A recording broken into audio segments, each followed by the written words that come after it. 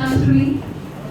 But we are really happy to celebrate Krishnastami here. So, கிருஷ்ணர் எப்படி பிறந்தாரு அப்படின்னு ஒரு கதையை பார்த்தோம். நல்லா இருந்ததா? நல்லா இல்லையா? பகவத்கீதா தான் படிச்சிருக்கீங்களா? கேள்விப்பட்டிருக்கீங்களா? கேள்விப்பட்டிருக்கீங்க. அதுல இருந்து சில முக்கியமான இது மட்டும் நான் சொல்றேன். அதாவது ஸ்லோகம் இல்ல, அதோட மீனிங் மட்டும் நான் சொல்றேன். Lord Krishna says that I shall take care of the well-being and welfare of that bhakta who nurtures no other thought than me. He depends on nobody but me. Those who always think of me, who always hold on to my feet, I take care of their yoga and kshema. Yoga means attaining the unattainable. Kshema means to keep safe that which is attained. Only these two are needed in life.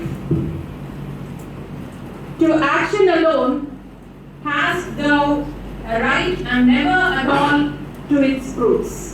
Let not the fruits of action be thy motive, neither let there be in thee any attachment to inaction. God will accept anything you offer with love and devotion, be it a leaf, a flower or water. The spiritual meaning of this means the body of the devotee should be the leaf, the flower is the heart, and the water is tears of joy. We have to offer only these three. Do your duty to the best of your ability, O Arjuna, with your mind attached to the Lord, abandoning worry and selfish attachment to the results, and remaining calm in both success and failure. Equanimity of the mind is called Karma Yoga. I am convinced that wherever there is Lord Krishna and Arjuna carrying the bows and arrows, their opulence, victory, great power and morality are always assured. Whenever and wherever there is decline of dharma and ascendance of adharma, at that time I manifest myself in visible form. For the protection of the righteous and destruction of the wicked, and for the sake of establishing dharma again, I incarnate myself on earth ages after ages. For the upliftment of the good and virtuous, for the destruction of evil, for the re-establishment of the natural law, I will come in every age. I am present as the seed in all the living beings.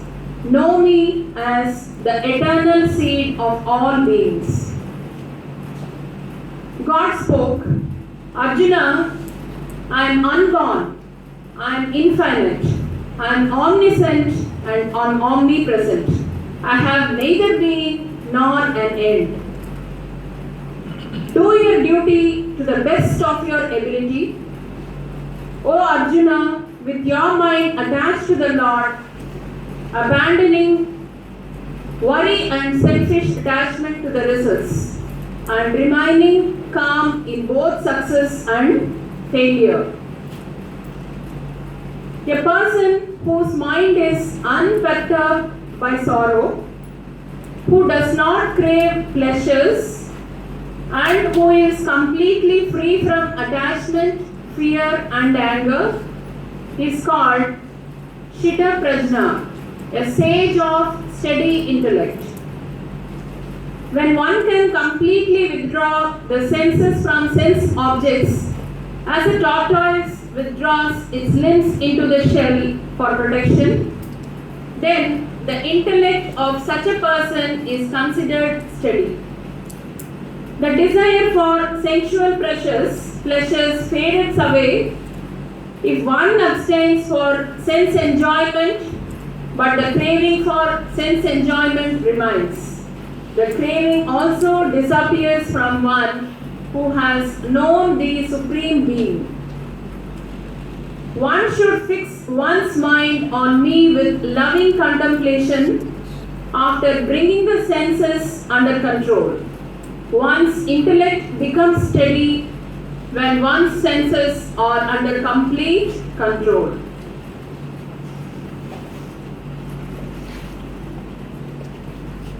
It is only those who give up all desires and wander free from hankering, false ego, and possessiveness who attain peace. Regulated activities are prescribed in the Vedas, and the Vedas are directly manifested from the Supreme Personality of Godhead. One who does not help to keep the wheel of creation in motion by sacrificial duty, that is seva, and who rejoices in sense pleasures, that sinful person live in vain.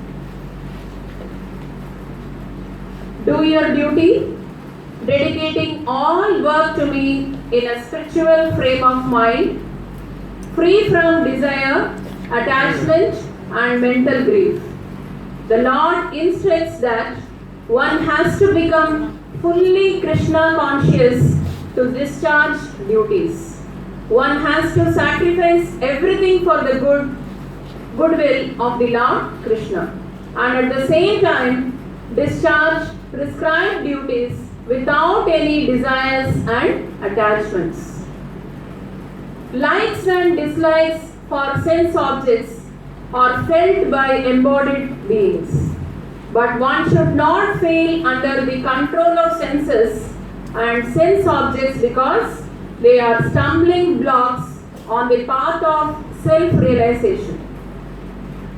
The senses, the mind, and the intellect are said to be the seat of lust, that is kama. Kama controlling the senses, the mind, and the intellect deludes a person by veiling self-knowledge.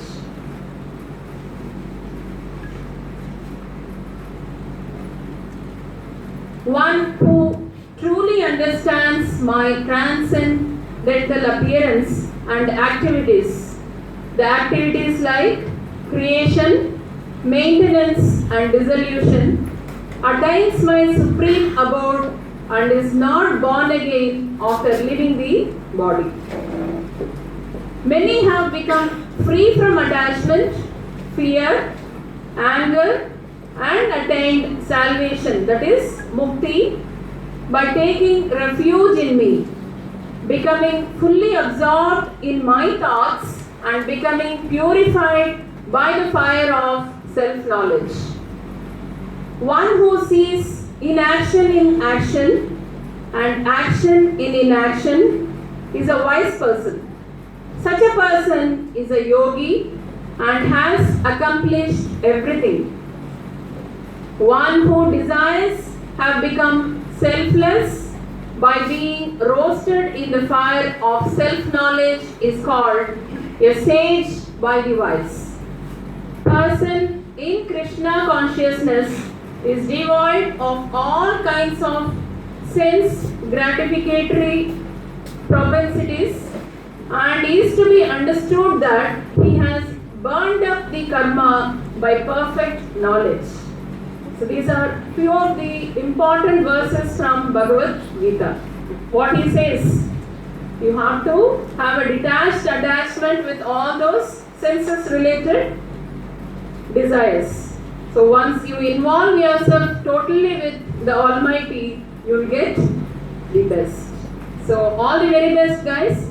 And today we will have some programs for you as an entertainment based on the theme of Krishna. Thank you.